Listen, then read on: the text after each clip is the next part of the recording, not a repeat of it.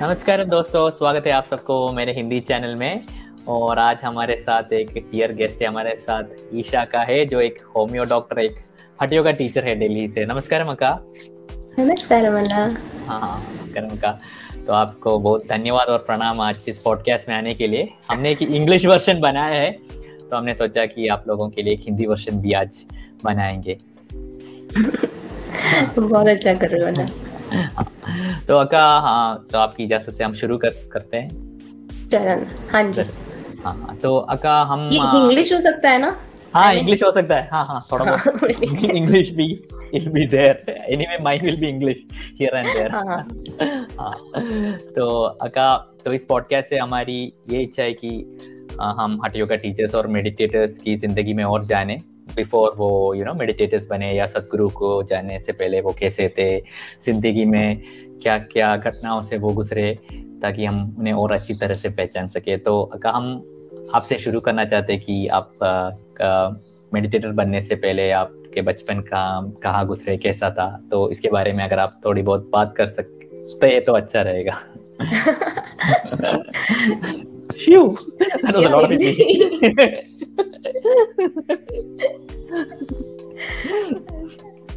तो अन्ना, मैं दिल्ली की हूँ। तो मैं बचपन से ही मेडिटेशन, योगा वगैरह करती हूँ। तो मैं थी अराउंड 7 साल की जब से मैं थोड़ा योगा मेडिटेशन वगैरह करती रही हूँ। तो स्कूल में होता था, स्कूल में सिखाते थे अच्छे से योगा वगैरह, तो वहाँ करते थे। फिर मेरी आंट थी, वो शिवानंदा टीचर थी, उन्होंने भी सिखाया था, तो वो भी करती थी। हाँ, मुझे ये बात, मैं अभी एक हफ्ते पहले शिवानंद आश्रम गया था मदुरई में, बहुत अच्छी जगह थी। अच्छा, नहीं मैं कभी आश्रम नहीं गई उनके, लेकिन उन्होंने सिखाया है। हाँ, ठीक। तो उन्होंने शुरू में सिखाई थी ये चीजें। प्लस मैं शुरू में ही जैसे मैं 11 साल की थी जब, तब पापा के मेरी डेथ हो गई थी। तो उसके बाद ही इमीडिएटली हम लोग उसमें योगा मेडिटेशन में ज्यादा आ गए थे। तो जो मेरी आंट है, जिन्होंने जैसे मुझे सिखाया था, उन्होंने हमें बहुत ज्यादा ईशा की तरफ इंक्लाइन किया था।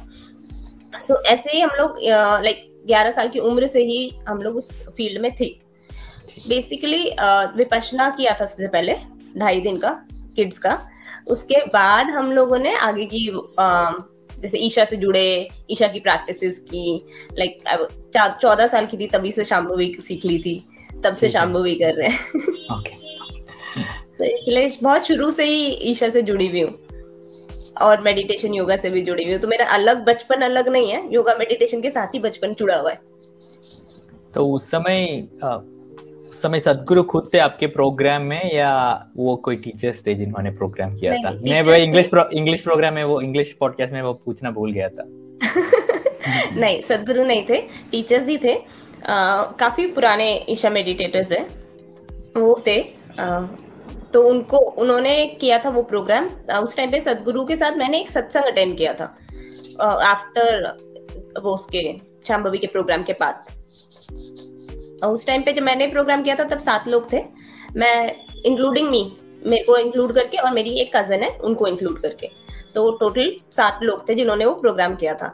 Like a small like comment batch towards Shambhavi.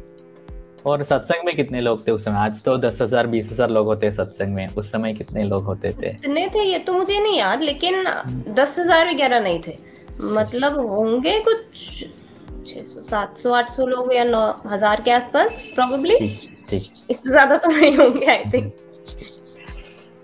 तो उसके बाद क्या आपने वो प्रैक्टिस रेगुलरली किया, और क्या थे आपके एक्सपीरियंस? उसके बाद प्रैक्टिसेस मैंने अन्ना की, लेकिन बहुत रेगुलरली नहीं की ऑनेस्टली, क्योंकि जैसे I was in a growing age, मतलब उम्र बढ़ रही थी, स्कूल था, कॉलेज था, मैं मेडिकल बैकग्राउंड से हूँ, तो नाइट ड्यूटीज भी होती है, डे ड्यूटीज भी होती है, तो बहुत कुछ होता है, राइट। सो और प्लस कॉलेज फन उसमें खो जाते हैं normally.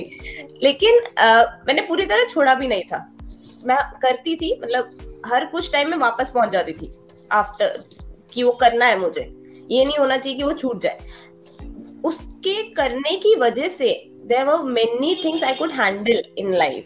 There were many things, बहुत सारी चीजें ऐसी थी जैसे कुछ भी हो रहा है लाइफ में, कुछ जैसे कॉलेज लाइफ में भी बहुत सारी चीजें आती हैं, राइट, एग्जाम्स का स्ट्रेस होता है, मेडिकल बैकग्राउंड में तो ड्यूटीज का बहुत स्ट्रेस होता है, क्योंकि तुम कभी सुबह भी हो, रात को भी हो, पेशेंट्स का स्ट्रेस होता है, तो वो चीजें ना हैंडल हो जाती थी।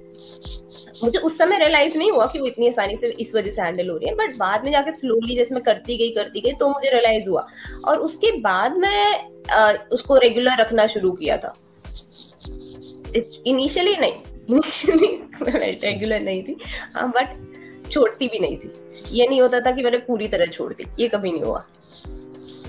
तो आपने कॉलेज में, आप होम्यो डॉक्टर है ना, तो आप क्यों होम्यो चूज किया आपने, इसके बारे में जरा बताएंगे आप? कॉलेज होम्योपैथी क्यों चूज की? हाँ, क्यों चूज किया? बचपन से ही होम्योपैथी खाई है।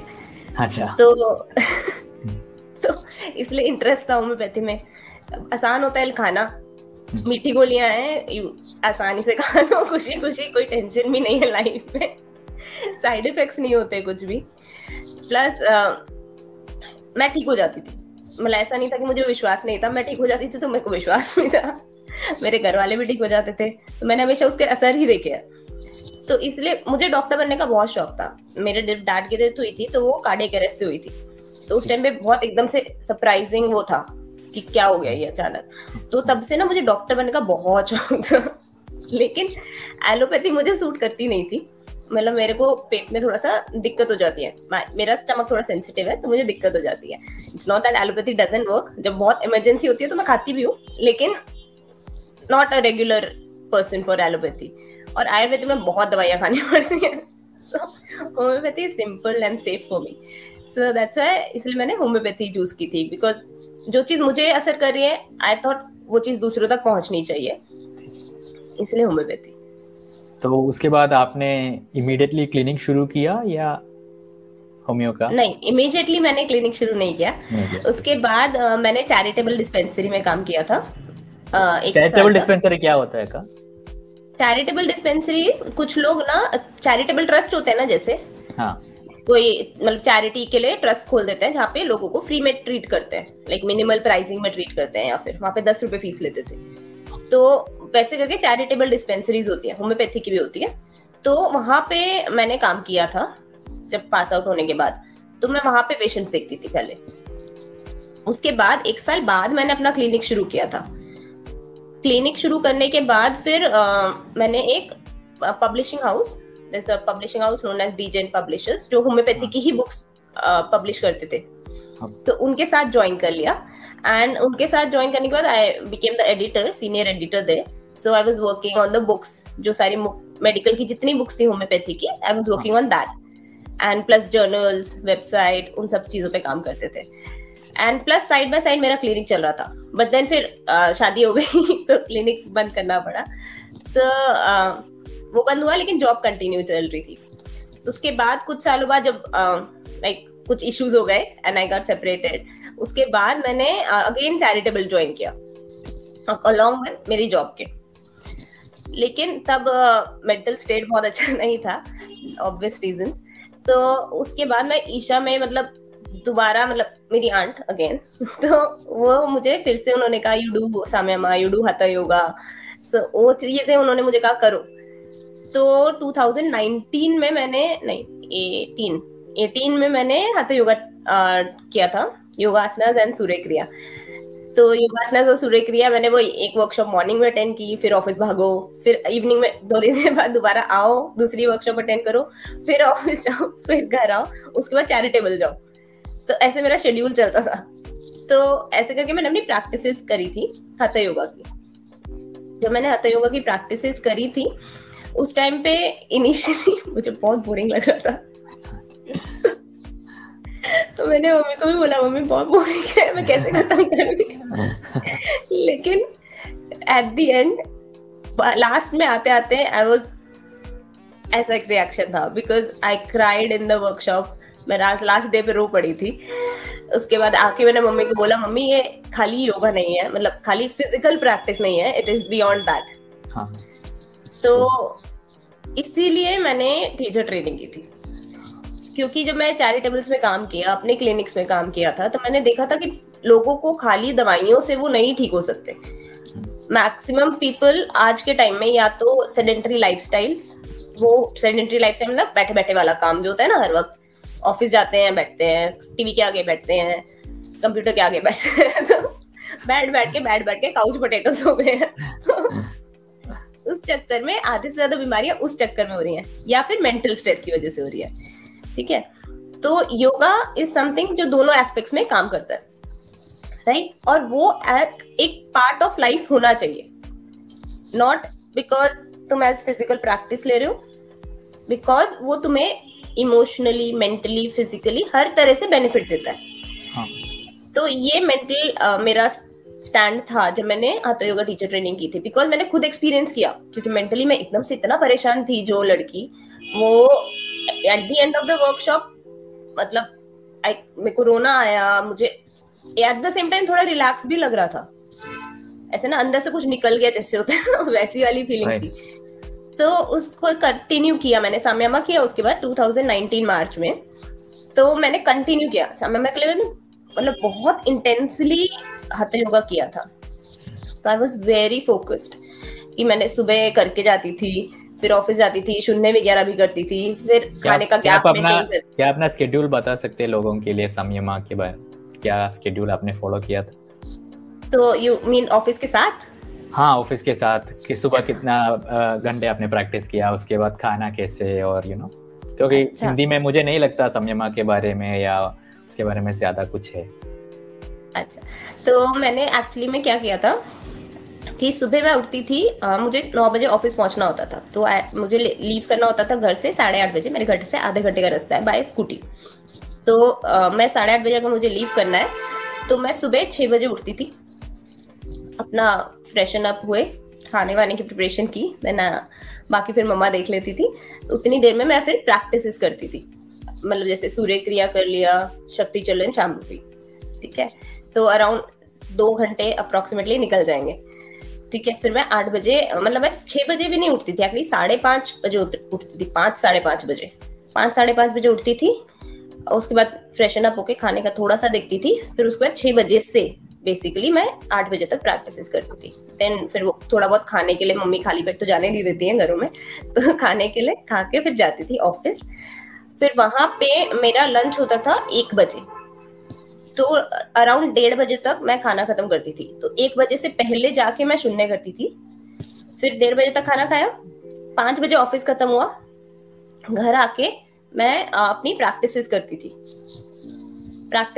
थी विच इज योगासनास करती थी, मतलब जो भी एक मॉर्निंग में की, एक इवनिंग में की। तो योगासनास करती थी, देन शक्ति चलन शांभवी दोबारा करती थी। राइट। उसके बाद मैं ये करती थी शक्ति चलन शांभवी करने के बाद फिर लाइक बाकी दिन का रूटीन जो है वो फॉलो किया। डिनर से पहले फिर दोबारा शून्य करती थी, और फिर दिन खत्म, डिनर किया, खत्म हो गया दिन। ऐसे कितने दिन के लिए आपने प्रिपेयर किया? मैंने फ्रॉम दिसंबर में मैंने अपने हाथा योगा प्रैक्टिस की थी। दिसंबर से मार्च तक मैंने बहुत इंटेंसली ये फॉलो किया था। तो मार्च तक जब ये कर लिया, साम्यामा किया, उसके बाद तो खैर मेरी लाइफ ही चेंज हो गई। बट उसके बाद तो मैं टीचर ट्रेनिंग के लिए चली गई थी। So again I used to follow that routine only, the same one. Then teacher training has its own routine to follow. क्या आप टीचर ट्रेनिंग के बारे में कुछ बता सकते हैं थोड़ा बहुत? क्या होता है, कैसे अप्लाई कर सकते हैं? Little bit whatever is possible. Okay, so teacher training you can apply online. Hatha yoga teacher training, Isha school of hatha yoga, वहाँ पे जाओगे तो अपने आप मिल जाएगा आपको ऑनलाइन एप्लीकेशन, तो आप अप्लाई कर सकते हो। नॉर्मली प्रोग्राम जो है जून जुलाई में शुरू होता है, that is the Guru Purnima पे शुरू होता है बेसिकली। तो गुरु पूर्णिमा पे मेरा 16 जुलाई को स्टार्ट हुआ था। तो गुरु पूर्णिमा पे स्टार्ट होता है, एंड देन इट्स अ 5.5 महीने का प्रोग्राम है। 5.5 महीने के प्रोग्राम में आपको पूरा like they train you and they make you do हाथा योगा इतना कि तुम सब कुछ भूल जाओ। इट्स लाइक 8 घंटे का, तकरीबन 8 घंटे तुम योगा कर रहे होते हो। तो इट्स वेरी इंटेंस, लाइक टक टक टक टक तुम्हारा शेड्यूल ऐसे होता है। तो उसमें तुम बहुत इंटेंसिटी से you are completely involved in it, plus you have your own fun also. It's very fun but it's very intense. तो वो पूरी ट्रेनिंग होती है जिसमें आपको yoga, meditations, food related things, वो सब कुछ सिखाते हैं. तो 5.5 महीने के बाद you get the teacher training certification. So that's how it is. And after that I started teaching immediately after that. तो आप वापस आकर हाउ वाज द टका, लाइक आपका पहला एक्सपीरियंस कैसा था क्लास कंडक्ट करने में? आपका पहला क्लास कैसा था? मेरा पहला class was a home session. I had taken home sessions at 2 places at a time. मतलब मॉर्निंग में मैंने एक घर के पास Vivek Vihar is one place जहाँ पे मैंने क्लास ली थी. एक फरीदाबाद ली थी. Faridabad is like 2 hours drive, 1 hour driving, 1.5 hours. अगर ट्रैफिक होगा तो 2 hours भी. इतना दूर जाती थी. एक सुबह जाती थी, एक शाम को जाती थी.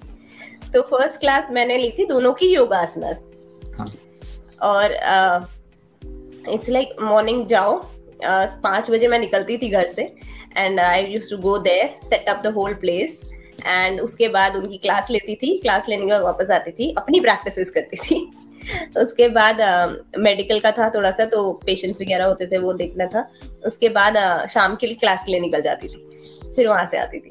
तो वैसे करती थी. मतलब दिल्ली इज थोड़ा सा, एवरीवन नोज, थोड़ा सा अनसेफ रहता है, थोड़ा डर रहता है. अनसेफ से ज्यादा थोड़ा डर ज्यादा रहता है. तो घर वाले थोड़ा बोलते थे इतनी सुबह सुबह जाने का कैसे होगा. तो उस टाइम पे इनिशियली तो जैसे भाई छोड़ के आता था, देखते थे कैसे है, क्या है, सही है नहीं है. देन जब हो गया कि हाँ ठीक है, तब खुद से जाने लगी थी. तो ऐसे करके मैंने पहली क्लास ली थी फॉर बोथ द प्लेसेस. मतलब फरीदाबाद भी 1-2 बार भाई छोड़ के आया. ठीक है. तब ली थी मैंने क्लासेस. उसके बाद मैंने वहां से ली, घर पे मैंने फर्स्ट क्लास ली थी अपने भाई के, मतलब भाई की वाइफ, टू बी वाइफ, और उसके भाई बहन को बुला के फर्स्ट क्लास ली थी. ऊपर एक कमरा रेडी किया था, एक स्पेयर रूम था, तो वहां पे पूरे बस क्लास के लिए पूरा कमरा रेडी किया था. जैसे व्हाइट शीट बिछाना, सदगुरु की फोटो रखना, टीवी भी हमने ना एडजस्टमेंट से टिकाया हुआ था वहां पे, क्योंकि वहां पे टीवी तो है नहीं और छोटे स्क्रीन पे 4 लोगों को नहीं दिखेगा. तो इसलिए हमने बहुत एडजस्टमेंट से, उसका स्टैंड नहीं मिल रहा था क्योंकि हमारा दीवार पे लगा हुआ है, तो स्टैंड नहीं था. तो इसलिए बहुत एडजस्टमेंट से उसको टिका के, और मतलब एक एक चीज बहुत ध्यान रख के फिर क्लास ली थी पहली. मतलब हर चीज ध्यान रख के. और थोड़ा नर्वसनेस थी क्लास में, थोड़ा क्या काफी नर्वसनेस थी, वो पता चलता है मेरी शक्ल देख के. लेकिन ड्यूरिंग द क्लास वो चीज नहीं दिखी. आप मतलब फोटो बाद की देखोगे तो पता चलेगा, लेकिन ड्यूरिंग द क्लास नहीं दिखी. वो अच्छे से चली गई. वो ट्रेन इस तरीके से करते हैं आपको कि आप क्लास लेते हो ना, तो आप नहीं रहते हो. इवन तो अगर आप नर्वस भी हो ना, तो वो इस तरीके से होगा जैसे सदगुरु तुम्हारे through is taking the class, it's not you. तो क्लास लेने में ऐसा रहता है. तो इट्स अ गुड एक्सपीरियंस. मतलब व्हेन यू, जब तुम लोगों को देखते हो ना, how they transform in the class, वो एक्सप्रेशंस, वो changes in their body, face में चेंजेस, तो फीलिंग ना अंदर से बहुत अच्छी आती है. सही है. यस. तो अक्का उसके बाद आपने सोचा कि आप खुद का एक स्टूडियो लगाएंगे, या how did you decide, like जैसे छोटा करना है या स्केल अप करना है, ऐसे कैसे आपने डिसीजन लिया? तो अन्ना, जैसे मैंने पहले से ही बोल रही थी ना आपको कि मैं पहले से ही था कि मुझे मेडिकल में, कि मुझको नहीं योगा लाइफ में दुनिया लोगों के लाना है. बिकॉज उसके बिना एक हेल्दी लाइफ सोचना is next to impossible for me. So बहुत जरूरी था ये चीज मैं लाती लोगों के उसमें. तो सिंस मैं डॉक्टर हूँ ऑलरेडी, और मेरे नीचे, घर के नीचे फैक्ट्री थी पहले हमारी, तो वो शिफ्ट हो गई थी टू द इंडस्ट्रियल एरिया. तो हम लोग का मेरे पास एक हॉल है, एम्प्टी हॉल, एंड एक ऑफिस एरिया है. तो मैंने ऑफिस एरिया में अपना क्लिनिक सेटअप किया, एंड पीछे हॉल को I transformed it into a yoga studio. तो इसलिए एक holistic health studio type setup किया था. So people should get that benefit कि हाँ, उनको सब कुछ मिल रहा है. उनको अगर उनको दवाई की जरूरत है तो उनको दवाई मिल रही है. उनको योगा की जरूरत तो सबको है, तो योगा तो सबको सीखना ही सीखना है. और प्लस मैंने डाइटेटिक्स का भी कोर्स किया हुआ है, so I am a diet consultant also. तो वो चीज़ भी आई मेड श्योर कि हाँ, वो सही खाना खाएंगे, योगा करेंगे, तो उनको दवाई की जरूरत नहीं पड़ेगी. बट अगर उनके डेली एक्टिविटी में कहीं पे भी कोई किसी को परेशानी हो रही है कि वो डेली एक्टिविटी नहीं कर पा रहे, उसमें हिंड्रेंस आ रही है, तो उनको दवाई लेने की जरूरत है। जब उनको दवाई लेने की जरूरत है तो उनको दवाई की ऑप्शन भी हो। तो इसलिए उस एस्पेक्ट से मैंने एक हेल्थ स्टूडियो सेटअप किया था। तो मुझे लगता है कि आपने स्टूडियो में सन्निधि लाया है ना? हाँ, तो आप क्या उसके बारे में थोड़ा बात करेंगे कि क्यों सन्निधि लाया, और सन्निधि के बारे में भी थोड़ा बहुत बता सकते हैं तो अच्छा। सनिधि अन्ना मैंने क्यों लाया, इसका मेरे पास कोई स्पेसिफिक रीजन नहीं है, लेकिन सनिधि मुझे लानी थी। मेरी पूरी लाइफ सदगुरु ने ट्रांसफॉर्म किया, तो ऑब्वियसली सनिधि मुझे चाहिए थी। तो लोग सन्निधि या यंत्रा में कैसे चूज करते हैं ना? कभी उनको लगता है कि भैरवी यंत्रा, तो आपने कैसे? ये डिफिकल्ट क्वेश्चन है।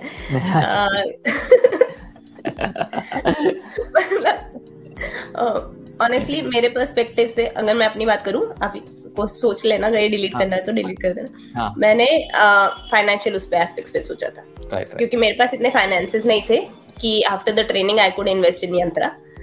मैं सनिधि में इन्वेस्ट कर सकती थी, अगर मेरे पास होते तो मैं दोनों में करती, मैं चूज नहीं करती, राइट? मतलब that choice wouldn't have been there in my mind.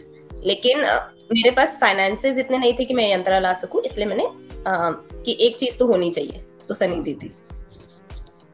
तो क्या है सनिधि का? तो क्या है सनिधि, जिन लोगों को पता नहीं है क्या होता है? सनिधि सदगुरु की चरण पादुका है, एक तरह से ये कह सकते हैं। वो कॉन्सिक्रेटेड चीज है, एक इक्विपमेंट कॉन्सिक्रेटेड, जो आप घर में रख सकते हो। जब घर में रखते हो तो घर का एम्बियंस पूरा चेंज हो जाता है, मतलब बहुत शांति हो जाती है घर के अंदर, और ऐसा लगता है कि तुम जैसे जब बैठो वहां पे मेडिटेशन करो तो वो बहुत ऐसा लगता है कि उनकी प्रेजेंस है। बहुत लोगों ने मुझे ये भी कहा है कि ऐसा लग रहा है कि सदगुरु बैठे हैं वहां पे, इतनी प्रेजेंस फील होती है। मतलब जिन लोगों को कुछ पता भी नहीं है सनिधि के बारे में, ईशा फाउंडेशन के बारे में, या फिर मैं सिखाती हूँ, कोई आता है, जैसे भाई के क्लाइंट्स आए फैक्ट्री के, तो वो आए और उन्होंने देखा भी नहीं, उन्होंने सिर्फ घर में अंदर कदम रखा, तो वो कह रहे आपके घर में कुछ है? भाई ने बोला हाँ सनिधि लाया दीदी ने। तो वो इतना प्रेजेंस फील होता है। तो सनिधि ला के घर का माहौल, घर के अंदर बहुत पॉजिटिविटी आई है। ये मतलब सिर्फ मुझे फील नहीं हुई, मम्मी भी, जैसे हम लोग पहले घर में आते थे अभी आते हैं, तो बहुत डिफरेंस फील होता है। तो ये होता है सनिधि, लाना चाहिए, सबको लाना चाहिए, सबके घर में सनिधि होगी तो, specially if you are staying permanent घर में, तो जरूर लाना चाहिए। तो उसका केयरिंग एस्पेक्ट्स क्या क्या होता है? अगर हम सनिधि लाते हैं तो क्या मेंटेनेंस है उसका, क्या क्या प्रोसेस रहता है उसका? केयरिंग करना ऐसे है जैसे तुम सदगुरु को घर ला रहे हो, सदगुरु को घर ला रहे हो तो छोड़ तो नहीं सकते ना। तो इसलिए केयरिंग इन सेंस कि सनिधि की पूजा होती है एवरी मंडे, पौर्णमी और अमावस्या, सनिधि की गुरु पूजा हम करते हैं। देन उसके अलावा रोज like lamp lighting is there twice a day, वो सब ध्यान रखना होता है। तो वो जैसे गुरु पूजा जो करनी है वो घर में कोई और भी सीख के कर सकता है, मतलब इट्स नॉट नेसेसरी कि आप कहीं बाहर गए हो तो कोई और नहीं कर सकता, कर सकते हैं, कोई और भी कर सकता है आपकी जगह। तो वो चीजें मेंटेन आप मैनेज कर सकते हो। और जैसे विभूति का थोड़ा ध्यान रखना होता है कि सनिधि की विभूति अलग आती है, नॉर्मल विभूति अलग होती है, तो वो मंगवा के वहां पे लगती है, तो उन चीजों का ध्यान रखना होता है। उसके अलावा तो क्या ही ध्यान रखना है, सदगुरु है वो ही बहुत है, वो आपका ध्यान रखेंगे, सही है, वो हमारा ध्यान रख लेते हैं। ठीक है का, तो I'm not getting any questions. Did I miss anything? Yeah, we can talk about homeo a little bit, Akka. Exactly. So it's like not just yoga, वो आप दोनों चीजें ऐड कर सकते हो। मतलब कोई भी मेडिकल ट्रीटमेंट ऐड कर सकते हो। इट्स जस्ट दैट, जैसे मैं पहले भी बोल रही थी कि योगा हर किसी की जिंदगी का एक पार्ट होना चाहिए, राइट? सही खाना हर किसी की जिंदगी का पार्ट होना चाहिए। आजकल क्या है, आप लोग हम लोग नॉर्मली में भी बहुत लोग बाहर से take outs is a very common thing आजकल, है ना? वो टेक आउट्स का option is not a very good option, घर में कुक कर सकते हैं, राइट? तो जब हम घर में हेल्दी खा सकते हैं, आजकल लोग सैलेड्स वगैरह, फ्रूट्स वगैरह ये बहुत कम कर दिया है मैक्सिमम लोगों ने। मतलब जो लोगों को पता है वो लोग खाते हैं, बट कई लोग नहीं खाते हैं। That should be a part of your diet also. Plus हर चीज का हेल्दी वर्जन बन सकता है, उनका हेल्दी वर्जन बनाओ। अच्छा खाना is very important for your health, right? उसके साथ साथ yoga is very important for your physical and mental health and emotional health and spiritual health. तो इसलिए yoga should be a part of your daily life. अगर तुम्हें इन चीजों को करने में कोई दिक्कत हो रही है, जैसे सपोज इट्स बहुत सीवियर पैर में दर्द हो रहा है, तो वो क्यों हो रहा है, उसके लिए तुम्हें मेडिकल में जाना पड़ेगा। तुम्हें और कोई दिक्कत हो रही है, जो चीज जैसे सांस बहुत ज्यादा फूलने लगे अचानक, तो वो क्यों हो रहा है, उसको दिखाने के लिए जाना पड़ेगा, राइट? क्योंकि हमारी इनहेरेंट कुछ टेंडेंसीज होती हैं, जैसे जैसे कहते हैं ना, कुछ टेंडेंसीज है, किसी को बीमारी है तो उसका ट्रीटमेंट के लिए लोगों को मेडिकल फैसिलिटी की जरूरत है, बट वो मेडिकल फैसिलिटी वहां तक सीमित रहनी चाहिए। मेडिकल फैसिलिटी तुम्हारी ये नहीं होना चाहिए कि तुम दिन रोज की गोलियां खा रहे हो, थायराइड हो रहा है रोज की गोलियां खा रहे हो, डायबिटीज हो रही है रोज की गोलियां खा रहे हो, हाइपरटेंशन है रोज, वहां तक क्यों पहुंचना है कि इतनी स्टेज तुम्हारी खराब हो जाए कि तुम्हें रोज की गोलियों की जरूरत पड़ जाए।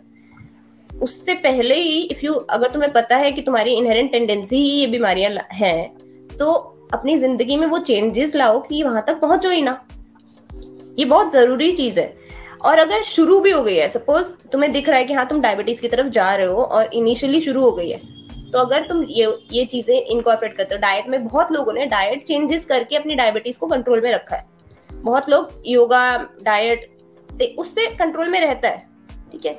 इनिशियल स्टेजेस में आप लोग मेडिकल का सहारा लेकर उसको रिवर्स बैक भी कर सकते हो, बट अगर आप ये करो कि मैंने बिल्कुल ही मतलब बिल्कुल ही दवाइयों के सहारे ही जीनी है पूरी life, why you have to do that? Medical drug based जिंदगी नहीं होनी चाहिए ना, हेल्दी लाइफ जीना चाहिए इंसान को। वो चीज बहुत इंपॉर्टेंट है। इसी एस्पेक्ट से मैंने पूरा स्टूडियो चालू किया है, तो ये चीज, this is something very important. और इसमें मैं ये नहीं कह रही खाली होम्योपैथी लो, खाली एलोपैथी लो, खाली आयुर्वेद लो, जो आपको सूट करता है आप वो लो, but decide at the same time कि आपको किस चीज की जरूरत है।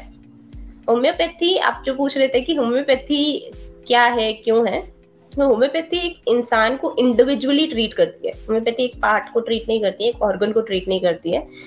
होम्योपैथी एक इंसान को ट्रीट करती है। नाउ सपोज अगर आपको कोल्ड हो रहा है, ठीक है, आपका कोई भाई या बहन है, उसको भी कोल्ड हो रहा है, क्या दोनों का कोल्ड बिल्कुल सेम होता है? Even though you are blood related, किसी का भी नहीं होता, मेरे भाई का भी नहीं होता, राइट? तो वो क्यों डिफरेंस क्यों है? Because you are also one individual, he is also one individual, you both got your own memories of the past and they have also got their own memories of the past. उसके हिसाब से उनका system developed है, तो उनको दवाई भी उसी हिसाब से जानी चाहिए ना। खाली गले की दवाई मैं दे दूं इसको भी उसको भी, लेकिन दोनों के सिम्टम्स अलग हैं, दोनों बंदे अलग हैं, तो that doesn't make sense to me. Individually एक इंसान के हिसाब से उसको दवाई जानी चाहिए। That is what homeopathy works on. इसलिए कहते हैं होम्योपैथी जड़ से ट्रीट करती है, क्योंकि वो इंसान को ठीक करती है। और होम्योपैथी लेने में आसान है, बच्चों को बहुत पसंद आती है। तो क्या आप ऑनलाइन कंसल्टेशंस लेते हैं होम्योपैथी का? I do online consultations also. मेरे एक्चुअली दिल्ली से ज्यादा बाहर के पेशेंट्स हैं।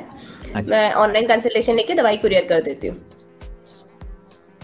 तो कहाँ पर आपको कांटेक्ट कर सकते हैं ऑनलाइन कंसल्टेशंस के लिए? का डेफिनेटली ऑनलाइन कंसल्टेशन लो, will have a video call, I will take your whole case. बस ये ध्यान रखना, फर्स्ट मीटिंग मुझे 1-1.5 घंटा चाहिए होता है आपसे पूरा आपको जानने के लिए, तो 1-1.5 घंटा मुझे दे दो, I will take your consultation and then accordingly मैं आपको मतलब व्हाटएवर इज नीडेड, जो भी diet, yoga, then medicine, whatever is needed, I will help you in all aspects.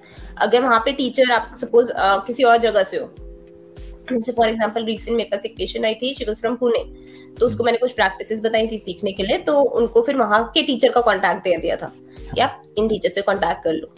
So these things can be done, ये चीजें आराम से हो सकती हैं। तो कहाँ पर कांटेक्ट कर सकते हैं आपको? इंस्टाग्राम पर कांटेक्ट कर सकते हैं या आपका वेबसाइट? आप मुझे टाइम पे भी कांटेक्ट कर सकते हैं। You can contact me on Instagram which is Yogaraj by doctor Isha. You can contact me on Google also. I have a Google Maps page, so Google के through कर सकते हो। Facebook पे the Yogaras is the page name. Then you can drop me a message also. My contact lists are there on Instagram and Facebook also, so you can always contact me through that. And or drop me a mail at yogaras@gmail.com. बहुत सारे options हैं। Okay, awesome अक्का। तो अक्का आज के podcast में आने के लिए बहुत धन्यवाद। एंड छोड़ने से पहले अगर आप कुछ व्यूअर्स को शेयर करना चाहे तो। थैंक यू सो मच अन्ना, आपका एफर्ट बहुत अच्छा है, क्योंकि लोगों को बहुत ज़रूरत है आज के टाइम में ये जानने की कि हर कोई अपनी स्ट्रगल से गुजरता है। मैं भी गुजरी हूँ। Life has been a roller coaster ride, but it has been a good one, and you can always make it a good one. It's your own decisions, it's your own life. मतलब आपके ऊपर depend करता है कि आप अपनी जिंदगी में आए हुए प्रॉब्लम्स को एक रोड ब्लॉक बना दो या फिर उनको एक रास्ता बना दो, उन पत्थरों को एक रास्ता बना दो to move into the next thing. So it depends on you completely. तो आप वो रास्ता अपने आप क्रिएट कर सकते हो।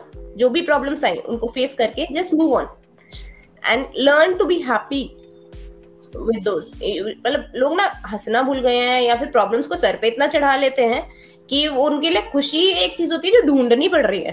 खुशी जैसे सदगुरु कहते हैं is in you, you are happy daily, right? You don't have to search it anywhere else, just you are naturally happy person.